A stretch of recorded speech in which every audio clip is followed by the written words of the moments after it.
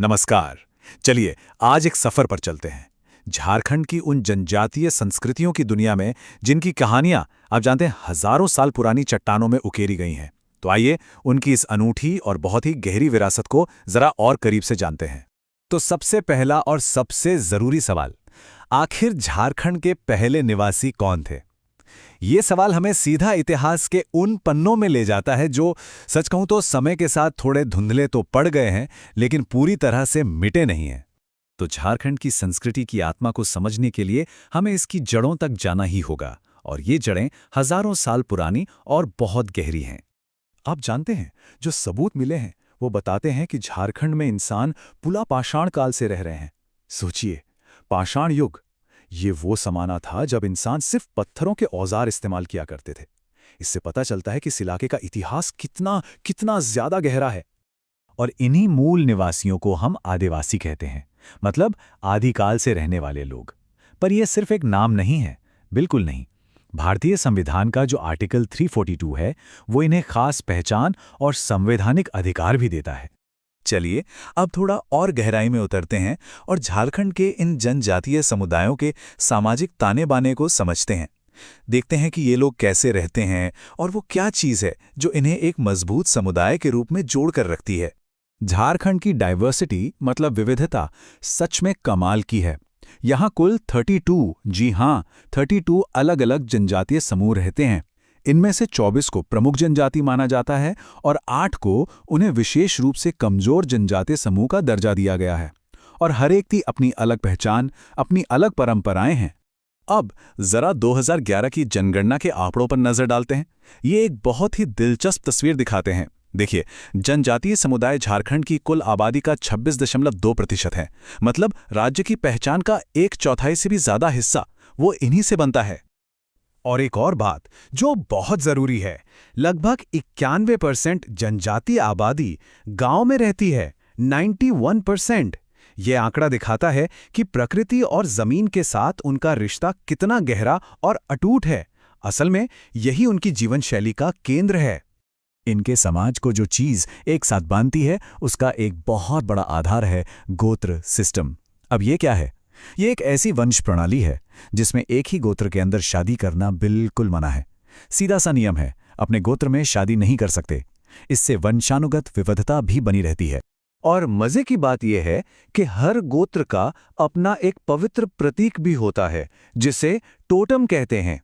ये ज्यादातर कोई पौधा या जानवर होता है और ये उस वंश के लिए बहुत पूजनीय माना जाता है। ये प्रकृति के साथ उनके गहरे आध्यात्मिक जुड़ाव का भी एक प्रतीक है।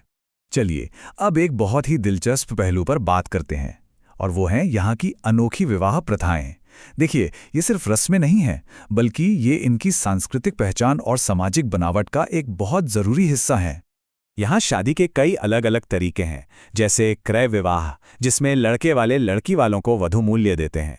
फिर है सेवा विवाह जिसमें दूल्हा शादी से पहले अपने ससुराल वालों की सेवा करता है। एक विनिमय विवाह भी है जहां दो परिवारों के बीच दुल्हनों का आदान प्रदान होता है। ये सारे तरीके इन समुदायों की अलग अलग सामाजिक व्यवस्थाओं को दिखाते हैं। इनमें से एक है हठ विवाह, जो बहुत ही दिलचस्प है। ये खास तौर पर हो और बिरहोन जनजातियों में देखने को मिलता है। इसमें होता यह है कि एक महिला जिस पुरुष से शादी करना चाहती है वो जबरदस्ती उसके घर जाकर रहने लगती है। जरा सोचिए, ये परंपरा शादी में महिलाओं की पसंद को एक बिल्कुल ही अलग नजरिए से दिखाती है। फिर एक और काफी नाटकीय तरीका है हरण विवाह।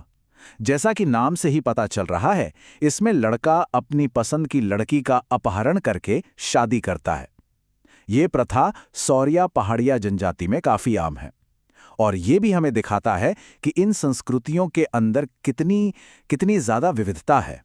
तो चलिए अब जरा जनजातीय जीवन के उन आध्यात्मिक और सामुदायिक सेंटर्स पर नजर डालते हैं जो असल में उनके समाज को एक साथ जोड़े रखने का काम करते हैं। सबसे पहले बात करते हैं अखड़ा की। इसे आप गांव का धड़कता हुआ दिल कह सकते हैं। ये सिर्फ कोई मीटिंग की जगह नहीं है, नहीं, ये वो खुला मैदान है जहां पूरा गांव नाच गाने और त्योहारों के लिए एक साथ इकट्ठा होता है। फिर आता है सरना। ये पेड़ों के बीच एक पवित्र जगह होती है, एक पूजा स्थल। ये उनके प्राचीन सरना धर्म का केंद्र है जो पूरी तरह से प्रकृति की पूजा पर आधारित है। ये दिखाता है कि इन जनजातियों का प्रकृति के साथ कितना गहरा आध्यात्मिक रिश्ता है। और एक बहुत ही अनोखी संस्था है युवा गृह। इसे आप एक तरह का यूथ हॉस्टल या ट्रेनिंग सेंटर समझ सकते हैं। यहीं पर नौजवान अपनी सांस्कृतिक परंपराओं, रीति रिवाजों और सामाजिक ज्ञान को सीखते हैं, ताकि ये विरासत, ये ज्ञान अगली पीढ़ी तक सही सलामत पहुंच सके। और आखिर में चलिए बात करते हैं झारखंड की सबसे बड़ी और सबसे प्रभावशाली जनजाति की, संथाल जनजाति की। झारखंड की कुल जनजातीय आबादी में से जानते हैं संथाल लोगों का कितना हिस्सा है? पूरे 35%। जी हाँ, 35%। यही बात उन्हें राज्य का सबसे महत्वपूर्ण जनजातीय समूह बनाती है। पर उनका महत्व सिर्फ झारखंड तक ही नहीं है। संथाल न सिर्फ इस राज्य की सबसे बड़ी जनजाति हैं, बल्कि वो पूरे भारत में तीसरा सबसे बड़ा जनजातीय समुदाय भी हैं। ये बहुत बड़ी बात है। तो आखिर में एक बहुत बड़ा सवाल खड़ा होता है, आज के इस तेजी से बदलती, मॉडर्न होती दुनिया में इन अनोखी और प्राचीन सांस्कृतिक परंपराओं को भविष्य के लिए कैसे बचाया जाएगा? ये एक ऐसा सवाल है जिस पर हम सबको मिलकर सोचने की जरूरत है।